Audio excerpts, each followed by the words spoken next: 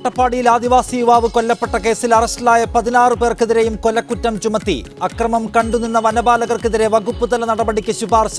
മധു മരിച്ചത് ആന്തരിക രക്തസ്രാവം മൂലമെന്ന് പോസ്റ്റ്മോർട്ടം റിപ്പോർട്ട്. കുടുംബത്തിന് 10 ലക്ഷം രൂപ സർക്കാർ സഹായം. CPIM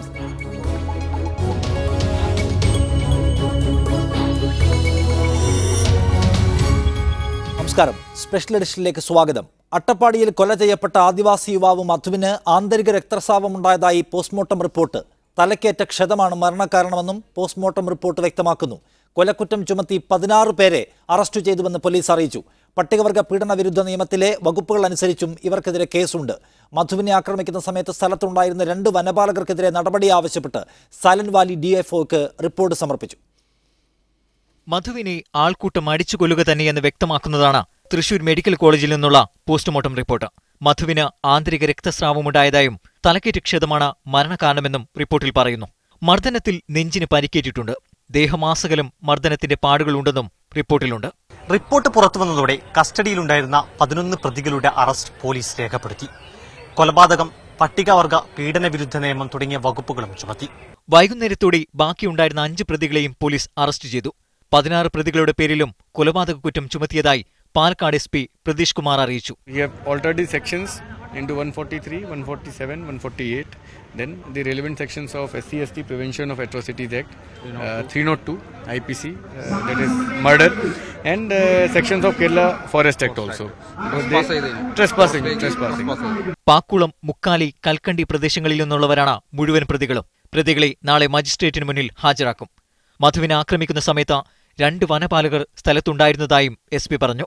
പ്രതികളെ കാട്ടിൽ പ്രവേശിക്കുന്നത് തടയാനോ മധുവിനെ ആക്രമിക്കുന്നത് തടയാനോ ഇവർ ശ്രമിച്ചില്ല.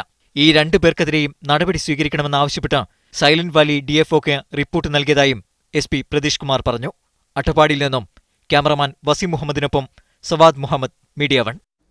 വിശപ്പ് മാറ്റാനിറങ്ങിയ ആദിവാസിയായ മധു ആൾക്കൂട്ട ആക്രമണത്തിൽ കൊല്ലപ്പെട്ടതോടെ ആദിവാസി ദലിത് ക്ഷേമത്തിനായി സർക്കാർ ചെലവഴിച്ച കണക്കുകളെക്കുറിച്ചും പണത്തെക്കുറിച്ചും ചർച്ച സജീവമാണ്. ഈ സാഹചര്യത്തിൽ കഴിഞ്ഞ 15 വർഷത്തെ കണക്കെടുത്ത് മീഡിയ 1 നേരത്തെ പുറത്തുവിട്ട വാർത്ത ഒരിക്കൽ കൂടി സംപ്രേഷണം ചെയ്യുന്നു. 2001 മുതൽ 2017 വരെയുള്ള കണക്കുകളാണ് വിവരാവകാശ നിയമപ്രകാരം മീഡിയ 1 ശേഖരിച്ചത്. സംസ്ഥാന പദ്ധതി, കേന്ദ്ര പദ്ധതി, സംയുക്ത പദ്ധതി എന്നീ ഇനങ്ങളിലായാണ് പട്ടികജാതി പട്ടികവർഗ വിഭാഗങ്ങളുടെ ഫണ്ട് ചെലവഴിക്കുന്നത്. 15 വർഷത്തിനിടെ 2 വിഭാഗങ്ങൾക്കായി ആകെ വിനിയോഗിച്ചത് 10,743 കോടി രൂപ. 2017 മാത്രം 2030 കോടി രൂപ ചെലവഴിച്ചു. പട്ടികജാതി വിഭാഗങ്ങളുടെ ഉന്നമനത്തിനായി മാത്രം പോയ വർഷം വിനിയോഗിച്ചത് 1442 കോടി രൂപ. പട്ടികവർഗ വിഭാഗങ്ങൾക്കായി 577 കോടി രൂപയും ചെലവഴിച്ചു. കേന്ദ്ര സംസ്ഥാന വിഹിതത്തിനു പുറമെ പ്രത്യേക പദ്ധതികളായും കോടിക്കണക്കിന് രൂപ ഈ വിഭാഗങ്ങളുടെ ക്ഷേമത്തിനെന്ന പേരിൽ ചെലവഴിക്കുന്നുണ്ട്. ആദിവാസികൾ വിശപ്പടക്കാൻ കഴിയാതെ അലയുമ്പോൾ ഈ തുകയുടെ വിനിയോഗം ഗൗരവമുള്ള ചോദ്യമായി ഉയരുന്നു. ഈ ഫണ്ടുകളൊക്കെ ചെലവഴിച്ചിട്ടും എവിടെയും എത്തുന്നില്ല എന്നുള്ളൊരു തോന്നൽ ഉണ്ടാകുന്നതിൻ്റെ ഒരു പ്രധാനപ്പെട്ട കാര്യം കമ്മ്യൂണിറ്റിയുടെ ഭാവനയല്ല, ഉദ്യോഗസ്ഥന്മാരുടെയും അല്ലെങ്കിൽ മുകളിൽ ഇതൊക്കെ ആസൂത്രണം ചെയ്യുന്നവരുടെ ഭാവനയ്ക്കനുസരിച്ചിട്ടാണ് പലപ്പോഴും ഈ ഫണ്ടുകൾ വകയിരുത്തപ്പെടുന്നത്. ആദിവാസി ദലിത് വിഭാഗങ്ങൾക്കായി ചെലവഴിക്കുന്ന തുകയുടെ വിനിയോഗം ഫലപ്രദമാണോ എന്ന പരിശോധനയും കൃത്യമായി നടക്കുന്നില്ല. പദ്ധതി നിർവഹണത്തിലെ പിഴവുകൾക്കൊപ്പം രാഷ്ട്രീയ ഉദ്യോഗസ്ഥ തലങ്ങളിൽ ഒഴുകിപ്പോകുന്ന തുകയും പദ്ധതികൾ പാഴാകാൻ കാരണമാകുന്നുണ്ട്. 10,000 കോടിയിലധികം രൂപ ചെലവഴിച്ചുവെന്ന് സർക്കാർ അവകാശപ്പെടുമ്പോഴും ആദിവാസികളുടെ വിശപ്പകറ്റാൻ പോലും എന്തുകൊണ്ട് സമൂഹത്തിനും സർക്കാരിനും കഴിയുന്നില്ല? മധുവിന്റെ കൊലപാതകത്തിന്റെ പശ്ചാത്തലത്തിൽ ഇക്കാര്യവും ഗൗരവമായി ചർച്ച ചെയ്യണം. കൃപാനാരായൺ, മീഡിയ 1, തിരുവനന്തപുരം. അതുതന്നെയാണ്, ഒരു നേരത്തെ ആഹാരം മോഷ്ടിച്ചവനോട് എന്തിനീ കൊടും ക്രൂരത എന്ന സങ്കട കാവ്യങ്ങളും രോഷവുമാണ് കേരളത്തിലെവിടെയും. മധുവിൻ്റെ മരണത്തിന് 1 ദിവസം പിന്നിട്ടിരിക്കുന്നു. ഒന്നുകൂടി ആലോചിക്കണം. മധുവിൻ്റെ കൊലപാതകത്തെക്കുറിച്ച് പറയുമ്പോഴും ചിന്തിക്കുമ്പോഴും വിശപ്പിനെക്കുറിച്ച് മാത്രം പറഞ്ഞാൽ മതിയോ എന്ന്. അതിനു പിന്നിൽ ആസൂത്രിതമായൊരു വംശഹത്യയുടെ അടരുകൾ അദൃശ്യമായി കിടപ്പില്ലേ എന്ന് ആഴത്തിലാലോചിക്കണം. കഴിഞ്ഞ കുറച്ചു പതിറ്റാണ്ടുകൾക്കിടെ എത്ര ആദിവാസികൾ ആരാലും അറിയപ്പെടാതെ കയ്യേറ്റക്കാരുടെയും കോർപ്പറേറ്റുകളുടെയും കുടില ബുദ്ധികൾക്കിരയായി ഒടുങ്ങിയിട്ടുണ്ട് എന്ന് പരിശോധിക്കേണ്ട നേരമാണിത്. ആദിവാസിയുടെ വിശപ്പും അവൻ്റെ ഭൂമിയും ഒട്ടും തന്നെ ചെറിയ വിഷയമല്ല. 4 പതിറ്റാണ്ട് മുൻപ് പാസാക്കിയ ഭൂമി തിരിച്ചെടുത്ത് നൽകൽ എന്ന നിയമം ഇനിയും എവിടെയും എത്താത്തതിൻ്റെ ഉത്തരവാദികൾ ആരാണ്? ഏത് രാഷ്ട്രീയ പാർട്ടികളാണ്, എവിടുത്തെ പൊതുസമൂഹമാണ് അവർക്ക് വേണ്ടി ആത്മാർത്ഥതയോടെ ഇക്കാലം അത്രയും നിലകൊണ്ടത്? ഏതു സർക്കാരാണ് അവരുടെ കൂരകളിൽ തീ പുകയുന്നുണ്ടെന്ന് ഉറപ്പാക്കിയത്? വനപാലകരും പോലീസുകാരും നോക്കി നിൽക്കെ ഒരു ആദിവാസി കൂടി കൊല്ലപ്പെടുമ്പോൾ കേരളത്തിൻ്റെ ചൂണ്ടുവിരൽ ഉയരേണ്ടത് എങ്ങോട്ട് എന്ന് പരിശോധിക്കുകയാണ് സ്പെഷ്യൽ എഡിഷൻ. ഇന്ന് നമ്മോടൊപ്പമുള്ളത് CM ഗീതാനന്ദൻ, ഗോത്രമഹാസഭയുടെ പ്രതിനിധി, ശ്രീ CR നീലകണ്ഠൻ, ആം ആദ്മി പാർട്ടിയുടെ നേതാവ്, ശ്രീ അജയ് കുമാർ, റൈറ്റ്സ് എന്ന സംഘടനയുടെ പ്രതിനിധി, ശ്രീ ഷിജു ഖാൻ, DYFI നേതാവ് എന്നിവരാണ് ചർച്ചയിലേക്ക്. ശ്രീ CR നീലകണ്ഠൻ, നമുക്ക് ഇവിടുത്തെ കേരളത്തിൻ്റെ പ്രതിഷേധത്തിൻ്റെ അല്ലെങ്കിൽ സങ്കടങ്ങളുടെ പൊതുസ്വഭാവം എടുത്തു നോക്കാം. അതിൽ നിഴലിച്ചു നിൽക്കുന്നത് മുഴുവൻ ഒരു നേരത്തെ ആഹാരത്തിന് വേണ്ടി, വിശപ്പകറ്റാൻ വേണ്ടി ചെറുഭക്ഷണ സാധനങ്ങൾ മോഷ്ടിച്ചവനോട് ഈ കൊടും ക്രൂരത കാട്ടിയതെന്തേ എന്ന സങ്കടമാണ്. എന്തു തോന്നുന്നു താങ്കൾക്ക്? ഇത് വിശപ്പിൽ മാത്രം ഒതുക്കി നിർത്തേണ്ടുന്ന, വിശന്നവനോട് കാണിച്ച ക്രൂരത എന്ന വൈകാരികതയിൽ മാത്രം ഒതുക്കി നിർത്തേണ്ടുന്ന വിഷയമാണോ? അതോ അതിനപ്പുറത്തേക്ക് ആദിവാസികളെ ഇല്ലാതാക്കുക, അവരുടെ അവകാശ ആവശ്യങ്ങളെ ഇല്ലാതാക്കുക എന്ന ആസൂത്രിതമായ പദ്ധതികൾ ഇത്തരം കൊലപാതകങ്ങൾക്ക് പിന്നിൽ അല്ലെങ്കിൽ ഈ മനോനിലയ്ക്ക് പിന്നിൽ പ്രവർത്തിക്കുന്നുണ്ട് എന്ന് താങ്കൾ ശരിയായി വിചാരിക്കുന്നുവോ? 100% അങ്ങനെ തന്നെ വിചാരിക്കുന്നു. കാരണം ആദിവാസിയുടെ പ്രാഥമികമായ അവകാശം ഭൂമി, അത് ഇവിടെ നിയമമുണ്ട്. 1975 മുതൽ നിയമമുണ്ട്. മാറി മാറി വന്ന ഒരു സർക്കാരും കേരളത്തിലെ ഒരു സാമൂഹ്യ ശക്തിയും അവർക്ക് ആ ഭൂമി കിട്ടണം എന്ന ആവശ്യത്തിൽ ഒരു നിലപാടെടുത്തിട്ടില്ല. ഗവൺമെൻറ്റുകൾ ചെയ്തിട്ടുള്ളത് നിയമം തിരിച്ച് പാസ്സാക്കുകയാണ് കേരള അസംബ്ലി ചെയ്തത്. 140-ൽ 139 MLA-മാരും ഒരുമിച്ച് കൈപൊക്കി ആദിവാസി നിയമത്തെ നള്ളിഫൈ ചെയ്തു കേരള അസംബ്ലി. അതുമാത്രവുമല്ല, അഫിഡവിറ്റ് കൊടുത്തു. ഇവിടെ ചോരപ്പുഴയൊഴുകും ആദിവാസിയുടെ ഭൂമി തിരിച്ചു കൊടുക്കണമെന്ന നിയമം നടപ്പാക്കിയാൽ എല്ലാവരും സ്വസ്ഥം, എല്ലാവരും സന്തോഷം. കേരള വികസന മാതൃകയെക്കുറിച്ച് കൊട്ടിഘോഷിച്ചു. കേരള വികസന മാതൃകയുടെ പരിധിയിൽ പെടാത്തവരാണ് ആദിവാസികൾ എന്ന് പറഞ്ഞാൽ അവരിവിടുത്തെ പൗരന്മാരാണ് എന്ന് നമ്മൾ അംഗീകരിക്കുന്നതേയില്ല. വല്ലപ്പോഴും വല്ല വോട്ടും കിട്ടിയാൽ അങ്ങനെയാവാം. അവർക്ക് ഭൂമിയില്ല. ഇപ്പോൾ അതുപോലെ അവർക്ക് ഫണ്ടിൻ്റെ കാര്യം എല്ലാവരും പറഞ്ഞു. ഫണ്ടിൻ്റെ കാര്യം അഴിമതിയിൽ പൂർണ്ണമായും ഇല്ലാതായി ആദിവാസി ഫണ്ട്. അതുമാത്രമല്ല, ഏത് തരം പദ്ധതി ആദിവാസിക്ക് വേണമെന്ന് ആരാ ചോദിച്ചത്? ഇവിടെ ഊരുകൂട്ടങ്ങൾ. ഞാൻ 1996 മുതൽ TSP ഫണ്ടുമായി ബന്ധപ്പെട്ട്, ജനകീയാസൂത്രണവുമായി ബന്ധപ്പെട്ട് അവിടെ ഊരുകൂട്ടങ്ങൾ തീരുമാനിക്കുമെന്നൊക്കെയാണ് പറയാം. ഏത് പദ്ധതിയാണ് ആദിവാസിയുടെ അടിസ്ഥാന പ്രശ്നങ്ങൾ പരിഹരിക്കാൻ ഈ കേരളത്തിൽ ഉണ്ടായത്? അവർക്ക് വീട് വെച്ചു കൊടുത്താൽ ഏത് തരം വീടാണ് വെച്ചു കൊടുക്കുന്നത്? ഏത് തരം വിദ്യാഭ്യാസമാണ് അവർക്ക് വേണ്ടത്? ആരാണ് തീരുമാനിക്കുന്നത്? മാത്രമല്ല, കേരളത്തിലെ ഈ വളരെ ചെറിയൊരു വിഭാഗമാണ് ആദിവാസി. അതിൻ്റെ ഒരു പ്രശ്നവുമുണ്ട്. ഇവരൊരിക്കലും ഒരു വലിയ വോട്ട് ബാങ്കല്ല. ആണെങ്കിൽ തന്നെ ഇവരുടെ മദ്യം അങ്ങനെയുള്ള പല കാര്യങ്ങൾ ഉപയോഗിച്ച് ഇവരെ വഴിതെറ്റിക്കാം. അതുകൊണ്ട് ഒരു രാഷ്ട്രീയ പാർട്ടിക്കും ഇതിലൊരു ഭയവുമില്ല. ഇവരെ എങ്ങനെയെങ്കിലും തെരഞ്ഞെടുപ്പ് കാലത്ത് ഇവരെ കൊണ്ട് ഒരു പൗരൻ എന്ന നിലയ്ക്ക് ഒരു വോട്ട് ചെയ്യിക്കാം. അതല്ലാത്ത പക്ഷം ആദിവാസി ഭൂമിയുടെ കാര്യത്തിലോ അവരുടെ ഫണ്ട് വിനിയോഗത്തിൻ്റെ കാര്യത്തിലോ കേരളത്തിൽ ഇന്ന് വരെ, ഇത് കേരളത്തിന് പുറത്തും ഇത് ബാധകമാണ്, കേരളത്തിൽ മാത്രമുള്ള ഒരു കാര്യമല്ല. പക്ഷെ നമ്മൾ കേരള വികസന മാതൃകയെ പറ്റി പറയുന്നു നിഷാദെ. കേരള വികസന മാതൃക ലോകത്തിന് മുഴുവൻ മാതൃകയാണെന്ന് പറയുമ്പോൾ ഈ മാതൃകയ്ക്ക് ഇവരെങ്ങനെ പുറത്തായി എന്നൊരു അന്വേഷണം എന്തേ നമ്മളാരും ഇതുവരെ നടത്തിയില്ല? മുത്തങ്ങയിൽ വെടിവയ്പ് നടന്നു, അതിനുശേഷം കരാറുണ്ടായി. ഇപ്പോൾ ഗീതാനന്ദൻ ഇതിൽ വരും. ആ കരാർ എന്ത് നടപ്പായി? ആര് നടപ്പാക്കി? എവിടെയാണ് ആ സ്ഥിതി? ആറളത്ത് ഇവർക്ക് കൊടുത്ത ഭൂമിയെക്കുറിച്ച് ഗീതാനന്ദനുള്ളതുകൊണ്ടാണ് ഞാൻ സംസാരിക്കാത്തത്. ആ ഭൂമിക്ക് എന്ത് സംഭവിച്ചു എന്ന് നമുക്കൊന്നറിയണം. ഇവിടെ ആദിവാസി പട്ടിണി കിടക്കുന്നു എന്ന് മാത്രമല്ല, ആദിവാസി പട്ടിണി കിടക്കുന്നു എന്നുള്ളതിൻ്റെ ഏറ്റവും മുകളിലത്തെ ഒരു ലക്ഷണം മാത്രമാണ്. ഇത് കേരളത്തിലെ ഭരണകൂടങ്ങൾ നേരത്തെ ചോദിച്ചതുപോലെ അവർ അറിഞ്ഞോ അറിയാതെയോ വംശഹത്യയിലേക്ക് ഒരു സമൂഹത്തെ നയിക്കുന്നതിന്റെ ഏറ്റവും കൃത്യമായ ചിത്രമാണ്. അതിലേക്ക് തന്നെ ഷിജു ഖാൻ, DYFI സംസ്ഥാന കമ്മിറ്റി അംഗം. ഷിജു, ഇവിടെ അട്ടപ്പാടിയിലെ ആ പ്രത്യേകമായ ക്രൈം സീനിന് പുറത്തേക്ക് നമ്മൾ ഈ ചർച്ചയെ കൊണ്ടുപോവുകയാണ്. ആദിവാസികൾ ആരാലും ചോദിക്കപ്പെടാനില്ലാത്തവരാണ്, ആദിവാസികൾക്ക് അവകാശവും അധികാരവും ഇല്ലാത്തവരാണ്, അവർ സമൂഹത്തിൻ്റെ എല്ലാ തുറകൾക്കും പുറത്തേക്ക് ചവിട്ടിമാറ്റപ്പെട്ടവരാണ്. അവർക്ക് വേണ്ടി ആത്മാർത്ഥതയോടെ നിലകൊള്ളാൻ ഒരു പൊതുസമൂഹവും ഉണ്ടായില്ല, ഒരു സർക്കാരും ഉണ്ടായില്ല. താങ്കൾ CPIM പ്രതിനിധീകരിക്കുന്നത് കൊണ്ട് CPIM സർക്കാരിനെ കുറ്റപ്പെടുത്താനല്ല ഈ ചോദ്യം. പക്ഷേ ഒരു കാലത്തും അവരുടെ അവകാശങ്ങൾക്ക് വേണ്ടി ആത്മാർത്ഥതയോടെ നിലകൊള്ളാത്ത പൊതുസമൂഹവും സർക്കാരുമല്ലേ ഇത്തരം ദുരന്തങ്ങൾ ആവർത്തിച്ചു സൃഷ്ടിക്കുന്നത് വിശാലമായി പറഞ്ഞാൽ? അട്ടപ്പാടിയിലുണ്ടായിട്ടുള്ള ദാരുണമായ മധുവിൻ്റെ കൊലപാതകം, അതിലെ മുഴുവൻ പ്രതികളെയും പോലീസ് അറസ്റ്റ് ചെയ്യുകയും അവർക്കെതിരായി നിയമ നടപടി സ്വീകരിക്കുകയും മധുവിൻ്റെ കുടുംബത്തിന് ആവശ്യമായിട്ടുള്ള ധനസഹായം ലഭ്യമാക്കുകയും 2 തരം അന്വേഷണങ്ങൾ അതുമായി ബന്ധപ്പെട്ട് മുന്നോട്ട് പോവുകയും ചെയ്യുന്നുണ്ട്. ഇടതുപക്ഷ ജനാധിപത്യ മുന്നണി ഗവൺമെൻറ് ഇത്തരം സംഭവങ്ങളോട് എങ്ങനെയാണ് പ്രതികരിക്കുന്നത് എന്നതിൻ്റെ ഒരു സൂചനയായി മാത്രമാണ് ഞാൻ ഇക്കാര്യം ഇവിടെ സൂചിപ്പിച്ചത്. താങ്കൾ ചോദിച്ച ചില കാര്യങ്ങൾ, ദളിത് വിഭാഗത്തോടും ആദിവാസി വിഭാഗത്തോടും ഒക്കെയുള്ള ഇടതുപക്ഷ ജനാധിപത്യ പ്രസ്ഥാനത്തിൻ്റെ സമീപനം വാസ്തവത്തിൽ നൂറ്റാണ്ടുകളായി ആ വിഭാഗങ്ങൾ അടിച്ചമർത്തപ്പെട്ട് കിടന്ന അനുഭവിച്ച പീഡനങ്ങൾക്ക് പരിഹാരമുണ്ടാക്കാൻ നിലവിലുള്ള ജനാധിപത്യ ക്രമത്തിലൂടെ ആവശ്യമായിട്ടുള്ള സൗകര്യങ്ങൾ ലഭ്യമാക്കണം എന്ന് തന്നെയാണ്. അവർക്ക് ഭൂമിക്ക് മേലുള്ള അവരുടെ അധികാരം, വനത്തിനു മേലുള്ള അവരുടെ അധികാരം, വിദ്യാഭ്യാസത്തിനും അതുപോലെ തന്നെ ദൈനംദിന ജീവിത പ്രവർത്തികൾ മുന്നോട്ട് കൊണ്ടുപോകാനുമുള്ള അധികാരം, ഇക്കാര്യങ്ങൾ ഉറപ്പുവരുത്താൻ ഇടതുപക്ഷം എക്കാലവും ശ്രമിച്ചിട്ടുണ്ട് എന്ന കാര്യം എടുത്തു പറയേണ്ടത് തന്നെയാണ്. പിന്നെ ഭരണകൂടത്തിൻ്റെയും സർക്കാരിൻ്റെയും ആദിവാസികളോടുള്ള സമീപനത്തെക്കുറിച്ച് മാത്രം നമ്മൾ ഈ സംവാദത്തെ ചുരുക്കി കാണരുത്. മറിച്ച് നമ്മുടെ പൊതുസമൂഹം വാസ്തവത്തിൽ ഇത്തരം വിഭാഗങ്ങളോട്, ദളിതുകളോടും ആദിവാസികളോടും മാത്രമല്ല, സ്ത്രീകളോടും അപര ലിംഗ വിഭാഗക്കാരെന്ന് നാം വിശേഷിപ്പിക്കുന്നവരോടും അതുപോലെ തന്നെ വികലാംഗരോടും പിന്നെ ട്രാൻസ്ജെൻഡർ വിഭാഗക്കാരോടുമൊക്കെയുള്ള നമ്മുടെ പൊതുസമൂഹത്തിൻ്റെ സമീപനം അത് വളരെ ഗൗരവമുള്ള ഒരു സ്വയം വിമർശനത്തിൽ അധിഷ്ഠിതമായ ഒരു പരിശോധനയും നമ്മൾ നടത്തിയേ മതിയാവും. നമ്മുടെ രാജ്യത്ത് വിശേഷിച്ചും പലയിടങ്ങളിലും വർദ്ധിച്ചു വരുന്ന കാപ്പ് പഞ്ചായത്തുകൾ, ജാതി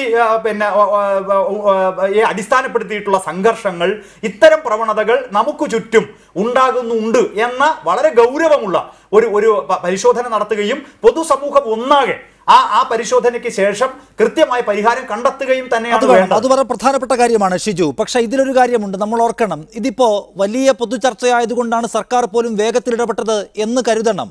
കാരണം ഇതിനു മുൻപും കഴിഞ്ഞ കുറെ പതിറ്റാണ്ടുകളുടെ കണക്കെടുത്ത് നോക്കിയാൽ ആദിവാസികൾ ഇങ്ങനെ ഇല്ലായ്മ ചെയ്യപ്പെട്ട സാഹചര്യം ഉണ്ടായിട്ടുണ്ട്. കർക്കശമായ സമീപനം എവിടെ നിന്നും കണ്ടിട്ടില്ല. നമുക്കറിയാമല്ലോ, വനപാലകരും പോലീസും പോലും നോക്കി നിൽക്കുകയാണ് ഈ കിരാത കൃത്യം അവിടെ അരങ്ങേറുന്നത്. അപ്പോൾ ആദിവാസികൾ ഇവിടുത്തെ തുല്യാവകാശമുള്ള പൗരന്മാരാണെന്നും ഭൂമിയുടെ ഉടമകളാണെന്നും അവർക്കതിന്മേൽ അവകാശമുണ്ട് എന്നും പൊതുസമൂഹത്തിന് ബോധ്യമുണ്ടാക്കി കൊടുക്കാനുള്ള പ്രാഥമികമായ ഉത്തരവാദിത്തം സർക്കാരുകൾക്കുണ്ട്. 1975 അവർക്ക് ഭൂമി തിരിച്ചെടുത്തു കൊടുക്കാനുള്ള നിയമം പാസാക്കി. നേരത്തെ CR ചൂണ്ടിക്കാണിച്ചതുപോലെ അതിൽ അമെൻമെൻറ്റ് കൊണ്ടുവന്ന് അവർക്ക് ആനുകൂല്യം കിട്ടുന്നത് വൈകിപ്പിക്കാനോ തടയാനോ ആണ് നമ്മുടെ സർക്കാരുകൾ ശ്രമിച്ചത്. നിയമസഭയിൽ മുഴുവൻ അംഗങ്ങളുടെയും പിന്തുണ അതിനുണ്ടായിരുന്നു താനും. അപ്പോൾ ഒരു തരക്കുമുള്ള ഭരണഘടനാപരമായ സംരക്ഷണം പ്രയോഗതലത്തിൽ കിട്ടാത്തവരാണിവർ, ഭരണകൂടം വകവയ്ക്കാത്തവരാണിവർ എന്ന സന്ദേശം ജനത്തിന് മുൻപിലുണ്ട്. അതുകൊണ്ട് അവർ അകാരണമായി ആക്രമിക്കപ്പെടും, ഇങ്ങനെ കൊല ചെയ്യപ്പെടും. പൊതുസമൂഹം പൊല്യൂട്ടഡാണ് എന്ന് പറയുമ്പോൾ അതിന് തിരുത്തൽ വരുത്തേണ്ട സർക്കാരുകൾ എങ്ങനെ പ്രവർത്തിച്ചു? താങ്കൾ പറയുന്നു ഇടതുപക്ഷ ജനാധിപത്യ മുന്നണിയുടെ സർക്കാരുകൾക്ക് എല്ലാ കാലത്തും പ്രതിബദ്ധതയുണ്ട് എന്ന്. പക്ഷേ ആ പ്രതിബദ്ധത പ്രയോഗതലത്തിൽ വരികയോ ആ നേട്ടം ആദിവാസിക്ക് കിട്ടുകയോ ചെയ്തതിൻ്റെ ഡേറ്റ നമ്മുടെ മുൻപിലില്ല, നിർഭാഗ്യവശാൽ. ഷിജു ഖാൻ, ഒന്ന് ഈ കഴിഞ്ഞ 15 വർഷത്തെ കണക്കുകൾ നമ്മുടെ ടേബിളിൽ വെക്കുകയും അതിനെ സംബന്ധിച്ച സുദീർഘമായ ഒരു സംവാദം നമുക്ക് നടത്തുകയും ചെയ്യാം. ഇപ്പോൾ എൻ്റെ കയ്യിലും പിന്നെ നിങ്ങളുടെ കയ്യിലും ഒക്കെ ഇത്തരം പല കണക്കുകളുണ്ട്. പക്ഷെ നമ്മൾ കാണേണ്ട ഒരു കാര്യം, ഈ മുഖ്യധാര എന്ന് പറയുന്ന സമൂഹം ഇത്തരം വിഭാഗക്കാരോട് സ്വീകരിക്കുന്ന ഒരു നിലപാട്, അതാണ് വാസ്തവത്തിൽ നമ്മൾ പ്രധാനമായും ചർച്ച ചെയ്യേണ്ടത്. എന്നാൽ പഴയതിനേക്കാൾ എന്ന് പറഞ്ഞാൽ മുൻകാലങ്ങളിലേതിനേക്കാൾ ഇത്തരം വിഭാഗക്കാരുടെ പ്രശ്നങ്ങൾ പ്രധാനമാണെന്നും അതിന് അടിയന്തര പരിഹാരം വേണമെന്നുമുള്ള നിലപാടുകളിലേക്ക് നമ്മുടെ ഗവൺമെന്റുകൾ എത്തപ്പെട്ടു. നമ്മൾ എത്ര ഇപ്പോൾ ശ്രീ ആർ നീലകണ്ഠനെ പോലുള്ളവർ എത്ര നിഷേധിച്ചാലും മുൻകാലങ്ങളിലേതിൽ നിന്നും വ്യത്യസ്തമായി ഒട്ടേറെ പദ്ധതികൾ ഇപ്പോൾ ഇടതുപക്ഷ ജനാധിപത്യ മുന്നണി ഗവൺമെന്റിന്റെ ഈ ഭരണത്തിന് കീഴിൽ തന്നെ വിദ്യാഭ്യാസത്തിന്റെ കാര്യത്തിലായാലും ഭൂമി ആദിവാസികൾക്ക് ലഭ്യമാക്കാൻ ആവശ്യമായ നടപടിയുടെ കാര്യത്തിലായാലും മൃഗങ്ങളിൽ നിന്ന് ഉണ്ടാകുന്ന ഏതെങ്കിലും തരത്തിലുള്ള ആക്രമണങ്ങളെ പ്രതിരോധിക്കാൻ വേണ്ടിയും ആദിവാസികൾക്കും വനവാസികൾക്കും വേണ്ടിയുള്ള സൗകര്യങ്ങൾ ഏർപ്പെടുത്തി രേഖപ്പെടുത്തുന്ന കാര്യത്തിലും ഇതിലൊക്കെ കുറേയേറെ മുന്നോട്ട് പോകാൻ കഴിഞ്ഞു. പക്ഷേ ശ്രീ നിഷാദ് പറയുന്നത് പോലെ കാര്യങ്ങൾ പൂർണ്ണതയിലെത്തിയോ എന്ന് ചോദിച്ചാൽ ഇനിയും നമുക്ക് മുന്നോട്ട് പോകാൻ സാധിക്കണം. ഇത്തരം വിഭാഗങ്ങളെ മുഖ്യധാരയിൽ കൊണ്ടുവരികയും നമ്മുടെ നാടിന്റെ അധികാരികൾ, ആ നാടിന്മേലുള്ള അധികാരം എല്ലാ മനുഷ്യരെയും പോലെ അർഹതപ്പെട്ടവരാണ് അവരും എന്ന ധാരണയിലേക്ക് നമ്മുടെ സമൂഹത്തെ പരിവർത്തനം ചെയ്യിച്ചേ മതിയാവും. അതാണ് ശ്രീ ഗീതാനന്ദൻ. ഇവിടെ നമുക്കറിയാം, ഇന്നലെ മിനിഞ്ഞാന്ന കൊലപാതകമുണ്ടായി. അതിനുശേഷം കേരളത്തിലെ മുഖ്യധാരാ പത്രങ്ങൾ എടുത്തു നോക്കിയാൽ അറിയാം ഉണ്ടായി വന്ന വാർത്തകളുടെ സ്വഭാവം, അത് എഴുതിയിരിക്കുന്ന രീതി. അത് ആ മേഖലയിൽ നിന്ന് റിപ്പോർട്ട് ചെയ്യപ്പെടുന്ന വാർത്ത ഏതാണ്ട് എല്ലാ പത്രത്തിലും ഒരുപോലെ വന്നുവെന്ന് വേണം സ്വാഭാവികമായും വിചാരിക്കാൻ. അപ്പോൾ അത്രമേൽ വലിയ ഒരു കോക്കസ് അവിടെ പ്രവർത്തിക്കുകയാണ്. മറ്റൊന്ന്, പോലീസ് ഈ പറയുന്ന നിയമം കയ്യിലെടുത്തുകൊണ്ടൊരു മനുഷ്യനെ കൊല്ലാക്കൊല ചെയ്യുന്നത് കണ്ടിട്ട് ഒരു അസാധാരണത്വവും പോലീസിന് അവിടെ തോന്നുന്നില്ല. നിസ്സംഗഭാവത്തോടെ ഈ ജീവച്ഛവവും ഏറ്റുവാങ്ങി പോലീസ് പോവുകയാണ്. ഇയാളെ ക്രൂരമായി പീഡിപ്പിക്കുമ്പോൾ 2 ഫോറസ്റ്റ് ഉദ്യോഗസ്ഥർ അത് കണ്ട് രസിക്കുകയാണ്. ഇതാണ് ഇന്നത്തെ പോലീസ് അന്വേഷണത്തിൻ്റെ വിവരങ്ങളാണ് ഈ വരുന്നത്. അപ്പോൾ ഇവരെ ഇല്ലായ്മ ചെയ്യാൻ, ഇവരെ നമ്മുടെ തുറസുകളിൽ നാട്ടിയോടിക്കാൻ, ഇവരുടെ അവകാശവും ഇവരുടെ അധികാരവും റദ്ദു ചെയ്യാൻ വളരെ ആസൂത്രിതമായ ഒരു പദ്ധതി അത് കുറേ ആളുകൾ ചേർന്ന്, അല്ലെങ്കിൽ ചില കോർപ്പറേറ്റുകളും കുടിയേറ്റക്കാരും പോലീസും മാധ്യമങ്ങളും ഒക്കെ ചേർന്ന് നടത്തുന്നുണ്ട്. അപ്പോൾ ഒരു വംശഹത്യാ പരമ്പരയുടെ അവസാനത്തെ ഇരയാണ് മധു എന്ന് വിചാരിക്കുന്നുവോ താങ്കൾ? നിശ്ചയമായും താങ്കൾ പറഞ്ഞതാണ് ശരി. ഒരു വംശഹത്യയുടെ വലിയൊരു പരമ്പരയിലെ അവസാനത്തെ ഇരയുടെ വാർത്തയാണ് നമ്മളിപ്പോൾ ചർച്ച ചെയ്യുന്നത്. നമുക്കറിയാം, ഈ നാട്ടുകാർ എന്ന് പറയുന്നൊരു വിഭാഗമാണ് മധുവിനെ ആൾക്കൂട്ടം എന്നുള്ള നിലയിൽ വളഞ്ഞു വെച്ച് ആക്രമിക്കുകയും ഒരു കുറ്റവാളി എന്നുള്ള നിലയിൽ പിടികൂടി കൊല്ലുകയും ചെയ്യുന്നത്. ആരാണ് ഈ നാട്ടുകാർ? ഇവർ പാലയിൽ നിന്നും ചങ്ങനാശ്ശേരിയിൽ നിന്നും മണ്ണാർക്കാട് നിന്നും കോഴിക്കോട് നിന്നൊക്കെ കയ്യേറിയിരിക്കുന്ന ഒന്നാം തരം കയ്യേറ്റക്കാരാണ്. ഇവരുടെ ഈ കയ്യേറ്റക്കാരുടെ 2ാം തലമുറയിൽപ്പെട്ട ആളുകളാണ് ഇപ്പോൾ സെൽഫി എടുത്ത് ഈ കൊലപാതകത്തെ ആഘോഷിക്കുന്നത് എന്നുള്ളത് ഇവിടുത്തെ രാഷ്ട്രീയ പാർട്ടികൾ അംഗീകരിക്കേണ്ടതുണ്ട്. അവർ ഈ ചർച്ചയെ വഴിതിരിച്ചു വിടുന്നത് ശ്രദ്ധിക്കുക. ഇതിപ്പോൾ പൊതുസമൂഹത്തിൻ്റെ കുഴപ്പമാണെന്നാണ് പറയുന്നത്. പൊതുസമൂഹം അത്ര മണ്ടന്മാരുടെ ലോകമല്ല. പൊതുസമൂഹം വളരെ പ്രബുദ്ധരാണിപ്പോൾ. അവരാണ് ഇവിടെ ട്രാൻസ്ജെൻഡേഴ്സിൻ്റെയും ജനങ്ങളുടെയും ഇപ്പം ശ്രീജീവൻ്റെ മരണത്തിന് വേണ്ടി പൊതുസമൂഹത്തിലെ യുവത വലിയ മുന്നേറ്റം നടത്തിയല്ലോ. ഇത്രയും ഞങ്ങൾക്കറിയാം, 15-20 വർഷമായി ജാനുവിൻ്റെയും ഞങ്ങളുടെയൊക്കെ നേതൃത്വത്തിൽ നടന്ന പ്രക്ഷോഭങ്ങൾക്ക് പൊതുസമൂഹത്തിൽ നിന്ന് അപാര പിന്തുണ കിട്ടിക്കൊണ്ടിരിക്കുന്നു. ഇവിടെ പിന്തുണ കിട്ടാത്തതില്ല, ജനങ്ങളുടെ പിന്തുണയാണ് ഈ സമരങ്ങളൊക്കെ വിജയിച്ചത്. 2000 കുടിൽകെട്ട് സമരം, മുത്തങ്ങ പ്രക്ഷോഭം ഉണ്ടായതിനു ശേഷം അതിന് കിട്ടിയിരിക്കുന്ന വലിയ ബഹുജന പിന്തുണ, അതോടൊപ്പം തന്നെ 10,000-കണക്കിന് ലക്ഷോപലക്ഷം ആളുകളുടെ ലോകമെമ്പാടും പിന്തുണ കിട്ടുമ്പോഴും കേരളത്തിലെ സംഘടിത രാഷ്ട്രീയ പാർട്ടികൾ നയിക്കുന്ന പേർത്തെ രാഷ്ട്രീയ സമൂഹമുണ്ട്. ഇവർക്കൊരു മാറ്റവും ഇല്ല എന്നുള്ള ഒരു ഇതാണ് അടിസ്ഥാനമായ പ്രശ്നം.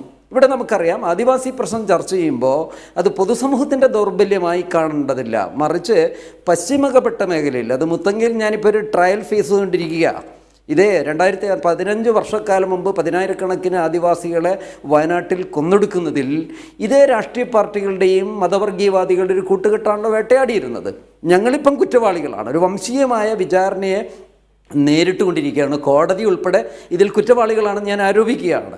അപ്പോൾ അതിൻ്റെ ഒരു ചെറുതെങ്കിലും ഭയാനകമായൊരു മാതൃകയാണ് അട്ടപ്പാടിയിൽ മധുവിൻ്റെ കൊലയിലൂടെ കാണിച്ചിരിക്കുന്നത്. നോക്കൂ, ഈ പറയുന്ന ഒരു 5-6 വർഷത്തിനുള്ളിൽ 100-ലധികം കുരുന്നുകൾ മരിച്ചതാണ്.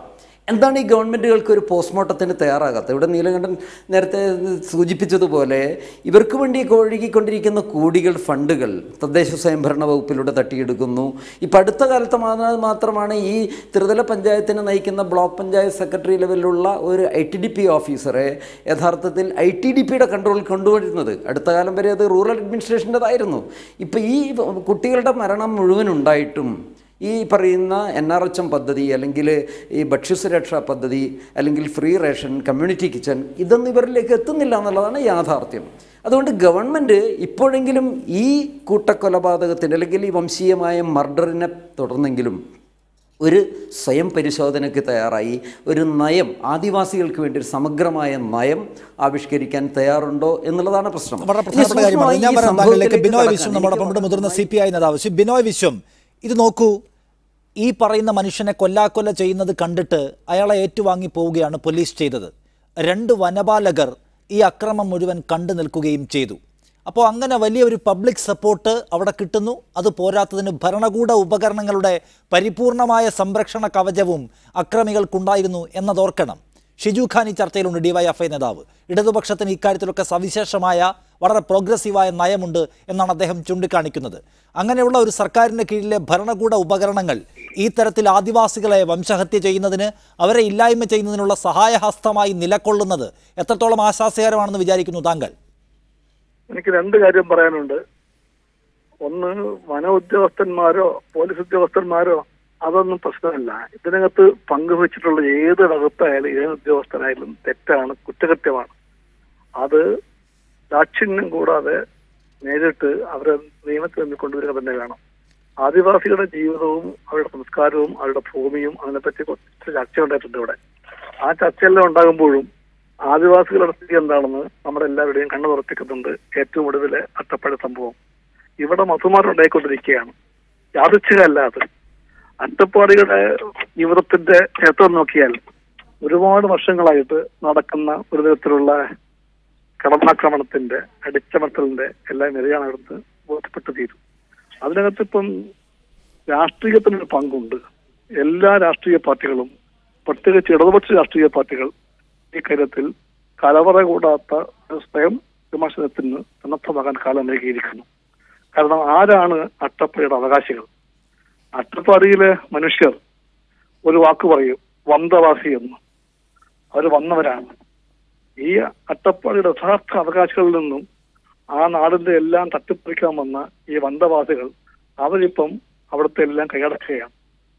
അവിടെ എല്ലാം തീരുമാനിക്കുന്ന അവരാണ് അട്ടപ്പാടിക്ക് വേണ്ടി, അവിടുത്തെ ആദിവാസിക്ക് വേണ്ടി ഒഴുകിയെത്തുന്ന കോടിക്കണക്കായ പണം തട്ടിപ്പറിക്കാൻ നിൽക്കുന്ന ആളുകൾ. അതിനകത്തൊക്കെയുള്ള ഒരുപാട് അന്വേഷണങ്ങൾ വേണം, സ്വയംവിമർശനങ്ങൾ വേണം. ഇന്ന പാർട്ടി, ആ പാർട്ടി, ഈ പാർട്ടി എന്ന് പറഞ്ഞ് കൈകഴുകാൻ കഴിയും വലതുപക്ഷക്കാർക്ക്.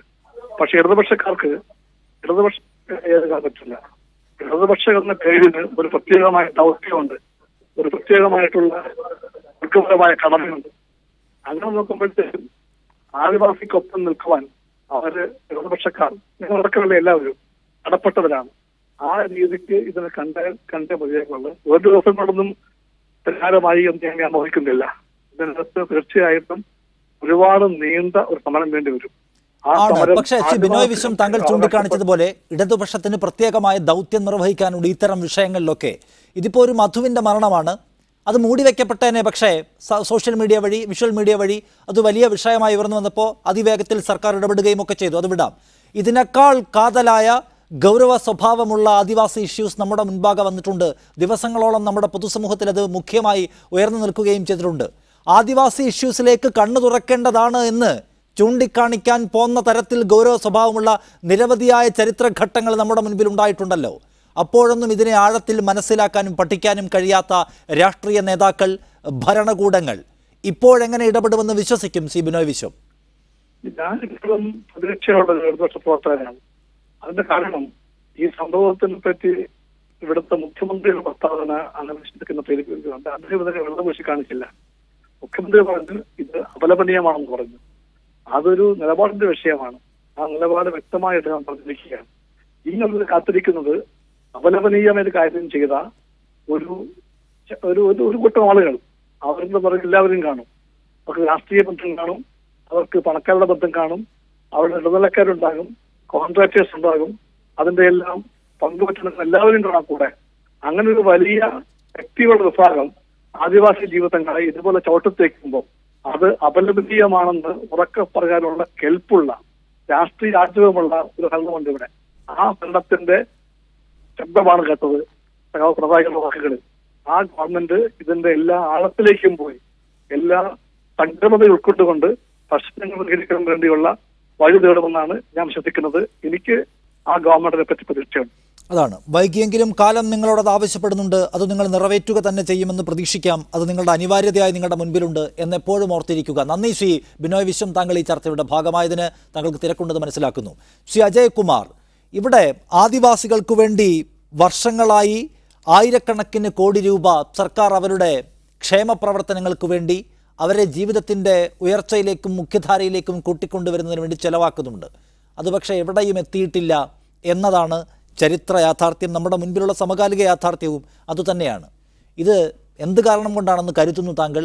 വിഭാവനം ചെയ്യുന്നതിലെ ആദിവാസി സമൂഹത്തെ എങ്ങനെയാണ് കൈപിടിച്ചുയർത്തേണ്ടത് എന്നത് അവരുടെ ജീവിത സാഹചര്യങ്ങളെയും അവരുടെ സാമൂഹ്യ ഭൂമിശാസ്ത്ര സാഹചര്യങ്ങളെയും പഠിച്ച് മനസ്സിലാക്കി പദ്ധതികൾ ആവിഷ്കരിക്കുന്നതിലെ പ്രശ്നമാണോ, അതോ ആസൂത്രിതമായി ചോർത്തുകയാണോ ഈ പണം? ഇതിൽ പ്രധാനമായിട്ടും രണ്ട് കാര്യങ്ങൾ ചൂണ്ടിക്കാണിക്കേണ്ടതുണ്ട്. ഒന്നാമതായി ആദിവാസി വികസനവുമായി ബന്ധപ്പെട്ട പ്രശ്നങ്ങൾ ചർച്ച ചെയ്യുമ്പോൾ കഴിഞ്ഞ കുറേ കാലങ്ങളായിട്ട് കണ്ടുവരുന്ന ഒരു പ്രവണത എല്ലാവരും എല്ലാം സമ്മതിക്കുകയും എന്നാൽ ഒരു ഇഞ്ച് പോലും കാര്യങ്ങൾ മുന്നോട്ട് പോകാത്ത ഒരവസ്ഥ ഉണ്ടാകുന്നു എന്നുള്ളതാണ്. ഇതെന്തുകൊണ്ടാണ് നമ്മൾ പരിശോധിക്കപ്പെടേണ്ടത്.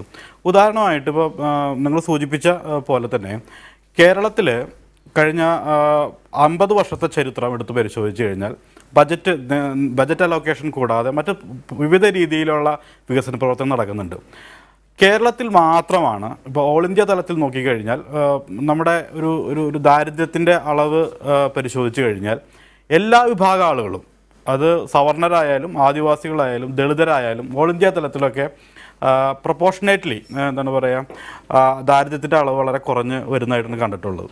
കേരളത്തിൽ മാത്രമാണ് ആദിവാസികളുടെ ദാരിദ്ര്യം മാത്രമല്ല, നമ്മൾ വികസനവുമായി ബന്ധപ്പെട്ട എല്ലാ ഇൻഡിക്കേറ്റേഴ്സും, അവരുടെ വർക്ക് പാർട്ടിസിപ്പേഷൻ, ഭൂമിയുടെ ഓണർഷിപ്പ്, അത് കൃഷി ചെയ്യുന്ന അളവ്, അങ്ങനെ വികസനവുമായി ബന്ധപ്പെട്ട മുഴുവൻ സൂചികകളിലും ദാരിദ്ര്യത്തിലും കേരളത്തിലെ ആദിവാസികൾ പുറകോട്ട് പോകുന്നു എന്നുള്ള വളരെ ഗുരുതരമായ ഒരു സിറ്റുവേഷനാണ് നമുക്ക് നിൽക്കുന്നത്.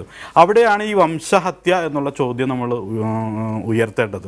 യഥാർത്ഥത്തിൽ കേരളത്തിലെ ആദിവാസികൾ വംശഹത്യയുടെ വളരെ ക്രൈസിസ് ആയിട്ടുള്ളൊരു ഘട്ടത്തിലാണ് നിൽക്കുന്നത്. ഇതിൽ ഏറ്റവും മർമ്മപ്രധാനമായിട്ടുള്ള ചോദ്യം, കേരളത്തിലെ ജനസംഖ്യയുടെ 1.5% മാത്രം വരുന്ന, 2% താഴെ മാത്രം വരുന്ന ഒരു വിഭാഗം വർഷങ്ങളായിട്ട് കോടിക്കണക്കിന് രൂപ ചെലവഴിച്ചിട്ടും എന്തുകൊണ്ട് അവരുടെ ദാരിദ്ര്യാവസ്ഥ, അവരുടെ സാമൂഹ്യ നിലവാരം താഴെ പോയി എന്നുള്ളത് ഒരു ക്രിമിനൽ പ്രശ്നമാണ്. അതിൻ്റെ അക്കൗണ്ടബിലിറ്റി, അതിൻ്റെ ഉത്തരവാദിത്തം ഏറ്റെടുക്കേണ്ട ബാധ്യത സ്റ്റേറ്റിനുണ്ട്. ആ സ്റ്റേറ്റ് അത്തരമൊരു ഉത്തരവാദിത്തം ഏറ്റെടുക്കണമെങ്കിൽ ആദ്യം ചെയ്യേണ്ടത് ആദിവാസികളുടെ ഒരു ഏജൻസി അംഗീകരിക്കുക എന്നുള്ളതാണ്. നമ്മുടെ പൊതുവായിട്ട് വികസനത്തെക്കുറിച്ചുള്ള ചർച്ചകളിലെല്ലാം തന്നെ ആദിവാസിയെക്കുറിച്ചിട്ട് നമ്മൾ ഉണ്ടാക്കി വെച്ചിട്ടുള്ള ചില ഭാവനകളുടെ അടിസ്ഥാനത്തിലാണ് പലപ്പോഴും കാര്യങ്ങൾ നടക്കുന്നത്. യഥാർത്ഥത്തിൽ കേരളത്തിൽ ബാംബു ബോയ്സ് പോലൊരു സിനിമ റിലീസ് ചെയ്ത് ആഘോഷിക്കപ്പെട്ട സ്ഥലമാണ്. മലയാളിയുടെ ഭാവനകൾ ഇപ്പോഴും നിൽക്കുന്നത് ആ ഒരു നിലവാരത്തിലാണ്. പിന്നെ നമ്മൾ പറയുക ആൾട്ടർനേറ്റീവായിട്ടുള്ള ഒരു സമീപനം വേണമെന്ന്, ഇപ്പോൾ ധനമന്ത്രി അടക്കമുള്ള ആളുകൾ ആൾട്ടർനേറ്റീവ് സമീപനം വേണമെന്ന് പറയും. പക്ഷേ ഈ ആൾട്ടർനേറ്റീവിനെ കുറിച്ചിട്ടുള്ള ചർച്ചകൾ നടക്കുന്നത് ആദിവാസിക്ക് വേണ്ടി സംസാരിക്കുന്നവരാണ്. ആദിവാസി വിഭാഗങ്ങൾക്കിടയിൽ അത്യാവശ്യം വിദ്യാഭ്യാസമുള്ളവരും ഡോക്ടർമാരും PhD ഒക്കെ എടുത്തിട്ടുള്ള ആളുകൾ വന്നിട്ടുണ്ട്. ആദിവാസികളുടെ ഏജൻസി അംഗീകരിച്ചുകൊണ്ട് ആദിവാസികൾക്ക് എന്ത് വേണമെന്നുള്ളതിനെ കുറിച്ചിട്ടുള്ള ചർച്ചകളിലേക്ക് ഈ ഡിസ്കോഴ്സ് മാറിയില്ലെങ്കിൽ ഇപ്പോൾ ഞാനൊരു വളരെ ഏറ്റവും ലളിതമായിട്ടുള്ള ഒരു ഉദാഹരണം നിങ്ങളുടെ മുന്നിൽ വയ്ക്കുകയാണ്. കഴിഞ്ഞ 2010 മുതൽ 20,566 വീടുകൾ ഉണ്ടാക്കാനാണ് ബജറ്റുകൾ 2010 മുതൽ 2017 മുതൽ 7 വർഷക്കാലം നമ്മൾ തീരുമാനിച്ചു. 20,000 വീടുകൾ. അതിന് വേണ്ടിയിട്ട് 585 കോടി രൂപ നമ്മൾ ചിലവാക്കിയിട്ടുണ്ട്. പൂർത്തിയായിട്ടുള്ളത് 6,000 വീടുകൾ മാത്രമാണ്. ഇതേപോലെ തന്നെ ഭൂമി വിതരണം ഇങ്ങനെയാണ്. അത് പൈസ വകയിരുത്തുന്നത് ഒരു 75-80% ചിലവാകുകയും എന്നാൽ അതിൻ്റെ ഗുണഫലം ഒരു തരത്തിലും ഈ കമ്മ്യൂണിറ്റിക്ക് എത്താതിരിക്കുകയും ചെയ്യുന്ന വളരെ ഗുരുതരമായ സിറ്റുവേഷൻ. ഏറ്റവും താഴേക്കിടയിലുള്ള അവശ സമൂഹം എന്നതിനപ്പുറത്തേക്ക് തത്തുല്യാധികാരമുള്ള പൗരനാണെന്ന് അംഗീകരിച്ചു കൊടുത്തുകൊണ്ടുള്ള സമീപനമാണ് ആദ്യം ആദിവാസികളോട് വേണ്ടതെന്നാണ് താങ്കൾ ചൂണ്ടിക്കാണിക്കുന്നത്. ഞാൻ വരാം. CR നീലകണ്ഠൻ, ഇവിടെ രണ്ട് പ്രശ്നങ്ങളുണ്ട്. ഒന്ന്, ആദിവാസികൾക്ക് വേണ്ടി കോടിക്കണക്കിന് രൂപ ചെലവഴിക്കുന്നുണ്ട്. അത് പക്ഷേ ബ്യൂറോക്രസിയുടെ താല്പര്യക്കുറവ് കൊണ്ടോ നിക്ഷിപ്ത താല്പര്യം കൊണ്ടോ വഴിയിൽ എവിടെയോ പോകുന്നു, അല്ലെങ്കിൽ അവരുടെ പോക്കറ്റിലാവുന്നു എന്നൊക്കെയാണ് നമ്മൾ ചർച്ച ചെയ്യുന്നത്. അട്ടപ്പാടിയുടെ കാര്യം എടുത്തു നോക്കിയാൽ തന്നെ മറ്റ് പ്രധാനപ്പെട്ട ആദിവാസി മേഖലകളായാലും ഭൂമി താല്പര്യം ഒരു പ്രധാനപ്പെട്ട ഘടകമാണ്. അതിൽ വൻകിട കോർപ്പറേറ്റുകളുണ്ട്, വലിയ കയ്യേറ്റക്കാരും മാഫിയകളുമുണ്ട്. സർക്കാരുകൾക്ക് അവരുമായി ബാന്ധവവുമുണ്ട് എന്ന കാര്യം നിഷേധിക്കാനാവാത്ത അവിതർക്കിതമായ ഒരു ഘടകമാണ്.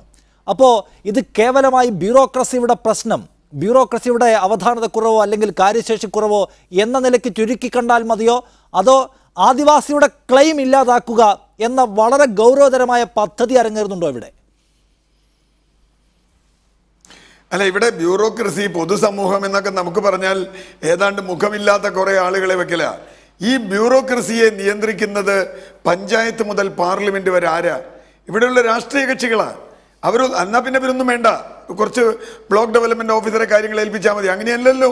അവിടെ പഞ്ചായത്ത്, ബ്ലോക്ക് പഞ്ചായത്ത്, ജില്ലാ പഞ്ചായത്ത് അടക്കം മേലോട്ടുള്ള ആളുകളുണ്ട്. നിങ്ങൾ നോക്കൂ, ഈ മേഖലയിൽ പ്രവർത്തിക്കുന്ന എല്ലാ രാഷ്ട്രീയ നേതാക്കളും സമ്പന്നരായി. അവരുടെ കണക്കെടുക്കൂ, ഉദ്യോഗസ്ഥർ സമ്പന്നരായി, ഒരു സംശയവുമില്ല. ഇവിടെ കേവലം ഉദ്യോഗസ്ഥർ എന്ന അഴിമതിക്ക് അപ്പുറത്ത് ഈ വിഭാഗം ഇതിൽ സംഘടിതമായി ചെയ്യുന്നുണ്ട്. ഇതൊരു വശം. രാഷ്ട്രീയ നേതാക്കൾക്ക് ഒരു കാലത്തും ഇന്ന് രക്ഷപ്പെടാൻ പറ്റില്ല. കാരണം അങ്ങനെയാണെങ്കിൽ ഈ പണി നിർത്തണം. ജനകീയാസൂത്രണം, അധികാര വികേന്ദ്രീകരണം എന്നുള്ള പണി നിർത്തണം, ജനാധിപത്യം എന്നുള്ള പണി നിർത്തണം. അത് അവർ ഉദ്യോഗസ്ഥർ ചെയ്തോളും. 2, ഇപ്പൊ ഭൂമിയുടെ വിഷയം വന്നു. എന്തുകൊണ്ടാണ് ആദിവാസി, ഇപ്പോൾ 1.2% ആദിവാസിയാണോ വേണ്ടത്? മറിച്ച് ഇവരുടെ ഭൂമി കൈയേറിയിട്ടുള്ള അധികാരം, അത് മതമാവാം, പണമാവാം, രാഷ്ട്രീയാധികാരമാവാം, കയ്യേറിയിട്ടുള്ളവരെ തൊടാൻ പറ്റില്ല. ഇപ്പൊ വേറെ എന്ത് വേണേ പറഞ്ഞോളൂ, നമുക്ക് സംസ്കൃതം കുറെ പറയാം, തൊടാൻ പറ്റില്ല. അതുകൊണ്ടാണ് കേരള നിയമസഭ 1999 സഖാവ് ഗൗരിയമ്മ ഒഴിച്ച് 139 ആളും കൈപൊക്കിയത്. നമ്മൾ വെറുതെ അങ്ങനെ പറഞ്ഞിട്ടൊന്നും കാര്യമില്ല. ഞങ്ങൾക്ക് താല്പര്യമുണ്ട്, ഇടതുപക്ഷം വലതുപക്ഷം, ഞാൻ ആ തർക്കത്തിനൊന്നുമില്ല. പക്ഷേ ഈ ആദിവാസി, ഞാൻ നേരത്തെ ചോദിച്ച കേരള വികസന മാതൃകയ്ക്ക് പുറത്തായി ഒരു വിഭാഗം മുഴുവൻ വരുന്നത് എന്തുകൊണ്ട് എന്ന് വളരെ ശക്തമായ ആത്മപരിശോധനയ്ക്ക് വന്നില്ലെങ്കിൽ ഇത് വംശഹത്യക്ക് അറിഞ്ഞോ അറിയാതെയോ കൂട്ടുനിൽക്കുകയാണ്. ഇവരില്ലാതായാൽ ഗുണമുണ്ട്. ഈ ഭൂമിക്ക് പിന്നെ അവകാശികളില്ല, കയ്യേറ്റക്കാരൻ്റെ സ്വന്തമാണ്. ഹാരിസൺ അടക്കമുള്ള വൻകിട കമ്പനികളുടെ കയ്യിൽ കയ്യേറിയിട്ടുള്ള ഭൂമികൾ അതിൻ്റെ കണക്കൊക്കെ പുറത്തു വന്നിട്ടുണ്ട്. തൊടുമോ? തൊടാൻ പറ്റില്ല. കാരണം ആദിവാസിക്ക് കൊടുക്കാൻ. ചെങ്ങറ സമരവുമായി ബന്ധപ്പെട്ട് ദളിത് ഭൂമിയെക്കുറിച്ച് വേറൊരു ചർച്ച നമ്മൾ നടത്തിയതാണ്. അതുകൂടി കണക്കാക്കുമ്പോൾ ഭൂമിയുടെ അവകാശം എന്നത് തന്നെയാണ് ഏറ്റവും പ്രധാനപ്പെട്ട രാഷ്ട്രീയം. ആ രാഷ്ട്രീയം അത് ഭൂമിയുടെ അവകാശം മാത്രമല്ല, അത് കൃഷിയുടെ അവകാശം. ഭൂമി വരുമ്പോൾ നിങ്ങളൊരു സെൽഫ് നിങ്ങൾ കിട്ടുന്നുണ്ട്. ഭൂപരിഷ്കരണം ഒരു ഘട്ടത്തിൽ കേരളത്തിൽ ഉണ്ടാക്കിയത് ആ സെൽഫാണ്. ആ സെൽഫ് കിട്ടാതെ പോയവരാണ് ഇവിടെ ഈ ആദിവാസികളും ദളിതരും. അത് തന്നെയാണ് ഭൂപരിഷ്കരണം റീവിസിറ്റ് ചെയ്യണമെന്ന് പറയുന്നത്. പക്ഷേ ഭൂപരിഷ്കരണത്തെ പറ്റി മിണ്ടരുത് എന്നാണ് ഇടതുപക്ഷം അടക്കമുള്ളവർ പറയുന്നത്. ഇനി അതിനെക്കുറിച്ച് ചർച്ചയില്ല, എല്ലാം തീർന്നു പോയിന്നാ. അത് പറ്റില്ല. അപ്പോൾ തീർച്ചയായും ഭൂമിയുടെ ഉടമസ്ഥത ഒരു പൗരൻ്റെ ഏറ്റവും പ്രധാനപ്പെട്ട ആത്മബലം അല്ലെങ്കിൽ ആത്മശക്തി അത് പ്രകടിപ്പിക്കാനുള്ള ഇടമാണ്, അവൻ്റെ ഉറപ്പാണത്. അതാണ് പോയിട്ടുള്ളത്. അതാണ് ഞാൻ പറയാം. ഷിജു ഖാൻ ഇവിടെ നേരത്തെ ചൂണ്ടിക്കാണിച്ചതുപോലെ, നേരത്തെ ശ്രീ ബിനോയ് വിശ്വം ഈ കാര്യത്തിൽ ഇടതുപക്ഷത്തിന് സവിശേഷമായ ഉത്തരവാദിത്തവും ദൗത്യവും നിറവേറ്റാനുണ്ട് എന്ന് അദ്ദേഹം പറഞ്ഞു. ഒപ്പം ചില പിഴവുകളുണ്ടായി എന്ന് അഡ്മിറ്റ് ചെയ്യുകയും ചെയ്തു. പക്ഷേ അത് കേവലമായ ഒരു ഏറ്റുപറച്ചിലോ ഒരു കുംഭസാരത്തിലോ അതിന് ഗൗരവം അവസാനിക്കുമെന്ന് കരുതുന്നുണ്ടോ? ഒന്നാമത്തെ കാര്യം, ആദിവാസികളുടെ പ്രശ്നങ്ങൾ എത്രയോ നാളുകളായി ഭരണകൂടത്തിൻ്റെ ശ്രദ്ധയിലേക്ക് മീഡിയ തന്നെ കൊണ്ടുവന്നുകൊണ്ടിരിക്കുന്നു. എല്ലാ ദിവസവും ഉണ്ടാവും ചിലപ്പോൾ ഒരു ആദിവാസി പ്രശ്നവുമായി ബന്ധപ്പെട്ട വാർത്ത എന്ന് കരുതുന്ന ആളാണ് ഞാൻ. എത്രയോ ആദിവാസി സമരങ്ങളുണ്ടായി, മുത്തങ്ങയിൽ വെടിവയ്പുണ്ടായി, ആദിവാസി എവിടെയും ആലംബമില്ലാതെ തെരുവിൽ ഇപ്പോഴും മഴ നനഞ്ഞു നിൽക്കുകയാണ് എന്ന് നമുക്കറിയാത്തതല്ല. ഇനി ഇടതുപക്ഷത്തിനാണെങ്കിൽ അത്തരം കാര്യങ്ങളിൽ കൃത്യമായ ബോധ്യമുണ്ടാവണം. പൊതുസമൂഹത്തിന് സാധാരണ ഇല്ലാത്ത അറിവും ജ്ഞാനവും ഉണ്ടാവേണ്ടതുമാണ് ഇത്തരം പാർശ്വവൽക്കരിക്കപ്പെട്ട ജനങ്ങളുടെ കാര്യത്തിൽ. അപ്പോൾ ഈ 12-ാം മണിക്കൂറിലാണ് ഇടപെടാൻ പോകുന്നത്, ഇതാണൊരു പ്രധാനപ്പെട്ട ചാലകശക്തിയാവാൻ പോകുന്നത് എന്ന് പറഞ്ഞാൽ അതിലൊരു വിശ്വാസത്തിൻ്റെ പ്രശ്നമുണ്ടാവില്ലേ ഷിജു? ഒന്ന് പാർശ്വവൽക്കരിക്കപ്പെട്ട ഒരു സമൂഹത്തിൻ്റെ പ്രതിനിധി എന്ന നിലയിലാണ് മധുവിൻ്റെ കൊലപാതകത്തെ കൂടുതൽ ഗൗരവത്തോടെ നാം കാണുന്നതും ഇത്തരം സംഭവങ്ങൾ ഇനി മേലിൽ ആവർത്തിക്കാതിരിക്കത്തക്ക വണ്ണമുള്ള ചർച്ചകൾ നാം സംഘടിപ്പിക്കുകയും ചെയ്യുന്നത്.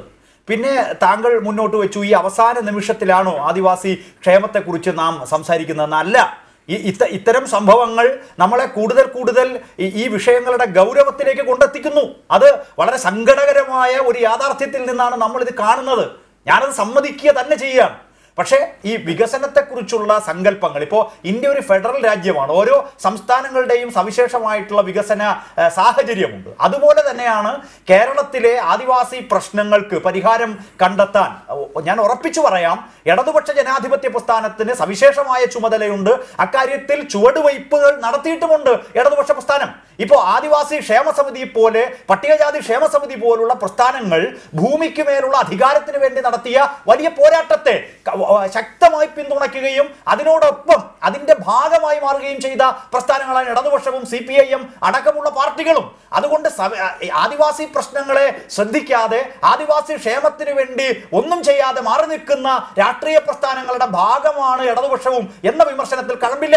മൂന്നാമത്തെ കാര്യം ശ്രീ CR ഇവിടെ ഉന്നയിച്ചു. CRന്റെ അഭിപ്രായത്തിൽ വാസ്തവത്തിൽ ബ്യൂറോക്രസിയിൽ കുഴപ്പങ്ങൾ ഉണ്ടെങ്കിൽ, ഇത്തരം വികസന സാഹചര്യങ്ങൾ സൃഷ്ടിക്കുന്നതിൽ ഉത്തരവാദിത്തപ്പെട്ട ഓഫീസർമാർക്ക് കുഴപ്പങ്ങൾ ഉണ്ടെങ്കിൽ, സ്റ്റേറ്റ് ചുമതലപ്പെടുത്തുന്ന ബ്യൂറോക്രാറ്റിക് സെറ്റപ്പിന് കുഴപ്പമുണ്ടെങ്കിൽ തീർച്ചയായും അത്തരം കാര്യങ്ങൾ തുടരുന്ന സന്ദർഭത്തിൽ നമുക്ക് പരിശോധിക്കുകയും സമഗ്രമായിട്ടുള്ള പരിഹാരം ഇവിടുത്തെ പ്രശ്നം നിങ്ങളിപ്പോ ആദിവാസി, ഞാൻ ഷിജുവിലേക്ക് തന്നെ വരികയാണ്. ഷിജു നിങ്ങൾ ഇവിടെ സമരങ്ങൾക്ക് നേതൃത്വം കൊടുത്തു. ചെയ്യാനുള്ള ഒരു നീക്കത്തെയും കേരളത്തിലെ പ്രബുദ്ധരായ ജനത, ഇടതുപക്ഷ പ്രസ്ഥാനം, കേരളത്തിലെ ജനങ്ങൾ അംഗീകരിക്കുകയില്ല. പക്ഷെ ആ വംശഹത്യ എന്ന് നമ്മൾ കടത്തി പറയുന്ന വാചകം, അല്ലെങ്കിൽ ശരിയായി പറയുന്ന വാചകം, അത് ഇപ്പോൾ പറഞ്ഞു തുടങ്ങിയ ഒന്നല്ല. കാലങ്ങളായി നടന്നു വരുന്ന ഏറ്റവും നിർഭാഗ്യകരമായ സംഭവങ്ങളെ അടിസ്ഥാനപ്പെടുത്തി പറയേണ്ടി വരുന്ന ഒന്നാണത്. അപ്പോൾ അംഗീകരിച്ചു കൊടുക്കില്ല, അനുവദിക്കില്ല പൊതുസമൂഹവും സർക്കാരും എന്ന് പറഞ്ഞാൽ അതിൻ്റെ പ്രയാണം, അതിൻ്റെ നടത്തിപ്പ് അതിങ്ങനെ പുരോഗമിച്ചുകൊണ്ടിരിക്കുകയാണ് എന്നുകൂടി ഓർക്കണം. ഷിജു, ഇവിടെ നിങ്ങൾ ആദിവാസി സംഘാടനത്തിന് വേണ്ടി നിലകൊണ്ടു എന്ന് പറയുന്നു, ആദിവാസികളുടെ അവകാശ സമരങ്ങൾക്ക് നേതൃത്വം കൊടുത്തു എന്ന് അഭിമാനം കൊള്ളുന്നു. വസ്തുത തന്നെയാണ്, അത് അംഗീകരിക്കുന്നു. പക്ഷെ നിങ്ങളൊരു സമര സംഘടന മാത്രമല്ല, ഒരു ഭരണ പാർട്ടി കൂടിയായിരുന്നു ഇക്കാലം അത്രയും എന്ന് ഓർക്കണം.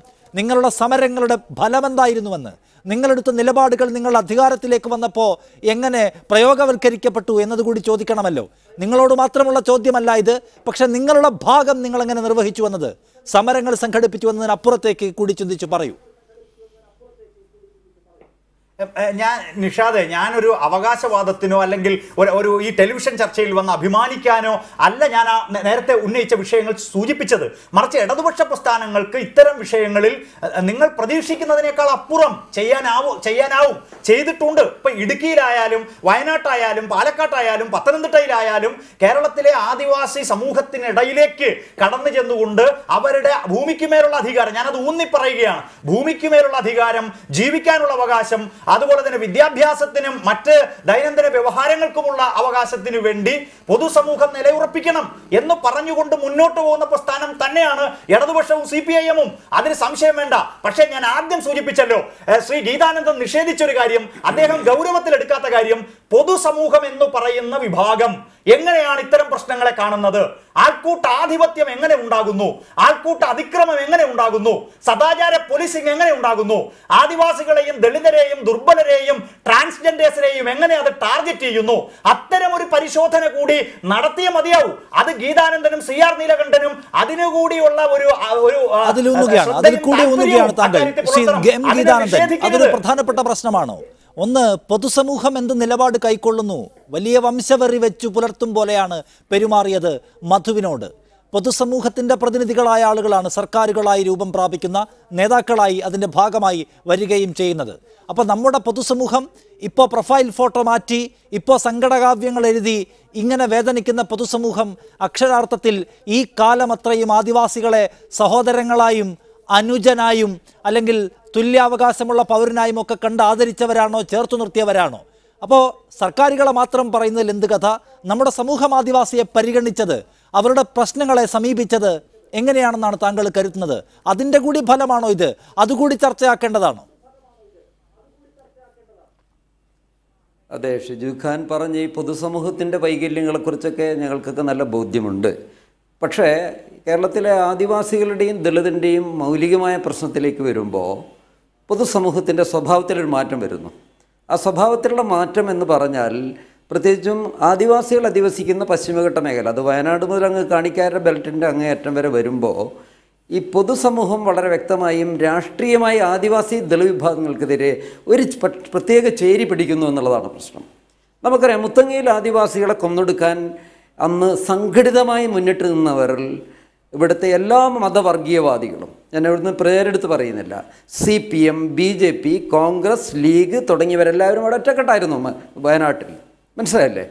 അവിടുത്തെ പൊതുസമൂഹം ജാതീയമായൊരു മുന്നണി ഉണ്ടാക്കി ആദിവാസികൾക്കെതിരെ കൃത്യമായി കൂട്ടക്കൊലയുടെ രാഷ്ട്രീയം ഉന്നയിക്കുന്നു. ഇത് അട്ടപ്പാടിയിൽ ചെല്ലുമ്പോഴും അവിടെ ഇടതെന്നും വലതെന്നും ലീഗെന്നും കേരള കോൺഗ്രസ്, മാണി വിഭാഗങ്ങളെല്ലാം വിട്ട് അവരവിടെ ഒരു പ്രത്യേക മുന്നണി ഉണ്ടാക്കുന്നു. ഇതാണ് ഈ കിഴക്കൻ മലയോര, നമുക്കറിയാമല്ലോ 99 ആദിവാസികളുടെ അന്യാധീനപ്പെട്ട ഭൂമി തിരിച്ചു പിടിക്കാനുള്ള ഒരു നിയമം, ഒരേ ഒരു നിയമം റദ്ദാക്കാൻ എല്ലാവരും ഒറ്റക്കെട്ടായിരുന്നു. കോട്ടും പപ്പാസും ഇട്ട് ഡൽഹിയിൽ പോയിട്ട് നിൽക്കുന്നതിൽ നായനാരുമുണ്ട്, മാണിയുമുണ്ട്. അതാണ് പ്രശ്നം.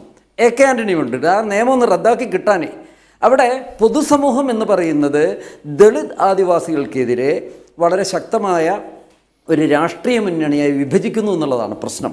നമ്മുടെ അർബൻ ഏരിയയിലൊക്കെ വരും മാറ്റമാണ്. വടയമ്പാടിയിൽ നമ്മൾ കണ്ടതാണല്ലോ.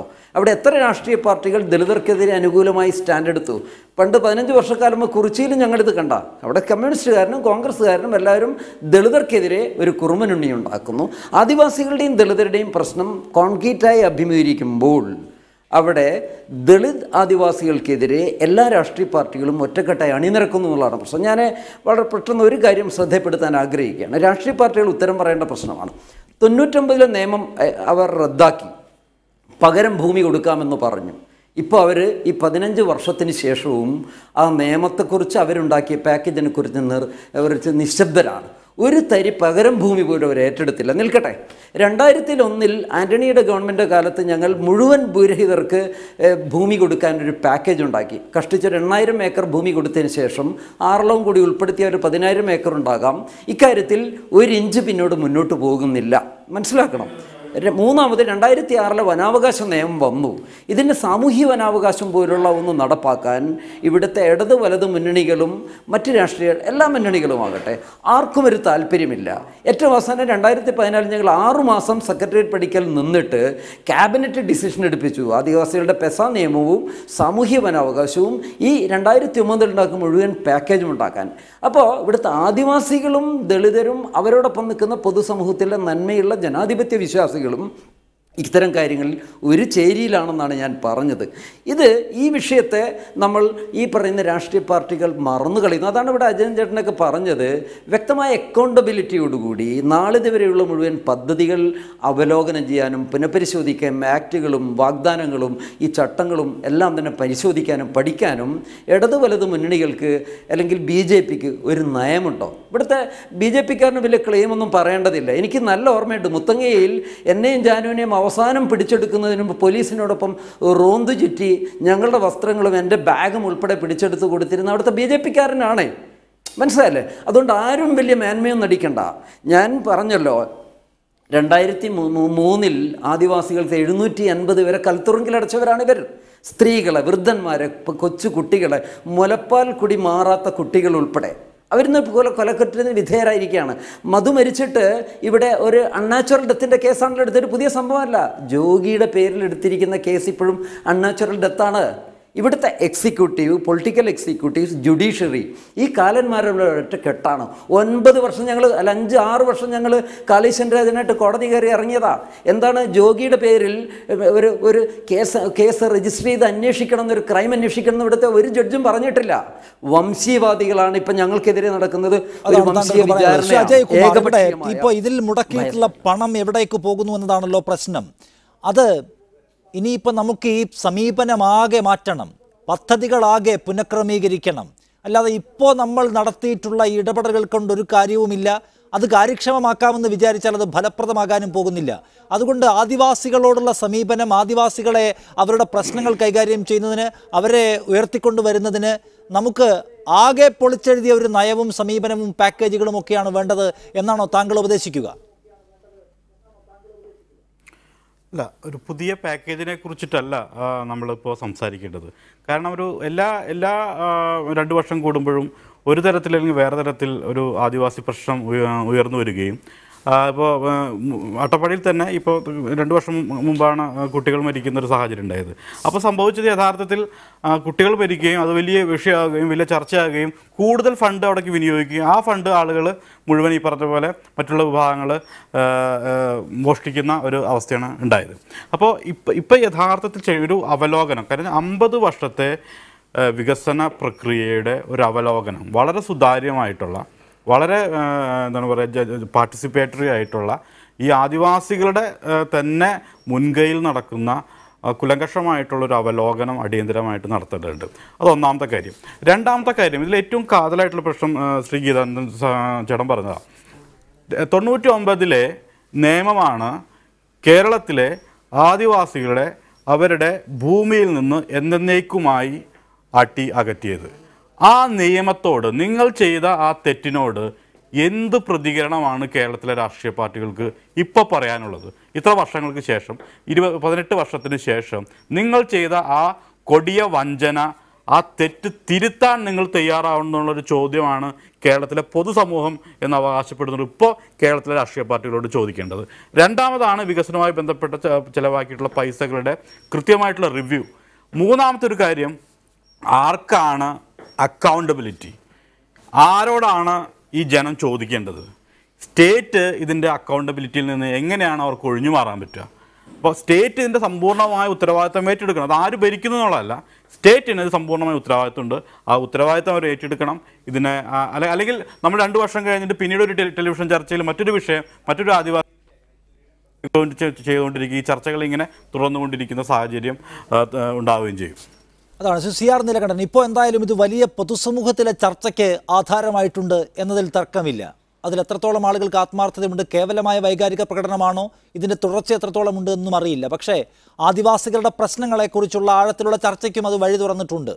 അപ്പോൾ ഇത് വലിയ പൊതുസമൂഹത്തിൻ്റെ കൂടെ പിന്തുണയുള്ള, നമ്മൾ എന്തൊക്കെ പറഞ്ഞാലും അപരവൽക്കരിക്കപ്പെട്ട അല്ലെങ്കിൽ പുറത്തേക്ക് നിർത്തപ്പെടുന്ന ആളുകളെ കൂട്ടിച്ചേർക്കാൻ താല്പര്യപ്പെടുന്ന ഒരു പുതുതലമുറ, വളരെ പ്രോഗ്രസീവായ ചിന്താധാരയുള്ള ഒരു സമൂഹം ഇവിടെ ഉരുവപ്പെട്ടു വരുന്നുണ്ടെന്നതിൽ തർക്കമില്ല. അപ്പോൾ ആദിവാസികൾക്ക് ഒരു റൈറ്റ് ടൈമാണെന്ന് വിചാരിക്കുന്നുണ്ടോ? അവരുടെ പ്രശ്നങ്ങളെ ഉയർത്തിക്കൊണ്ടുവരാൻ അതിന് വലിയ പിന്തുണ കിട്ടുന്ന ഒരു ശരിയായ സമര തുടർച്ച ഉണ്ടാക്കാൻ കഴിയുന്ന സമരമാണിത്.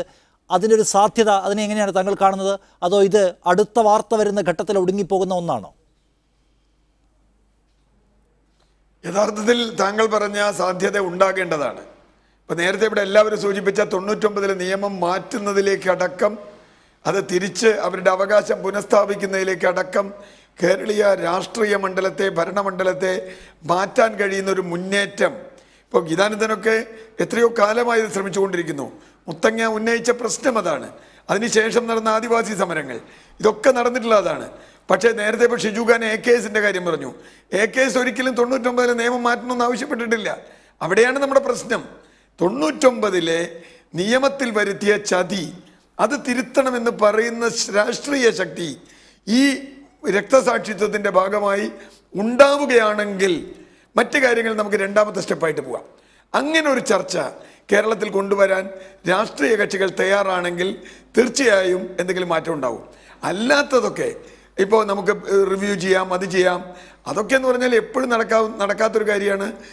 നിഷാദ് പറഞ്ഞതുപോലെ അടുത്ത വാർത്ത വരുന്നത് വരെ ഇതിൻ്റെ താല്പര്യങ്ങൾ ഉണ്ടാവൂ.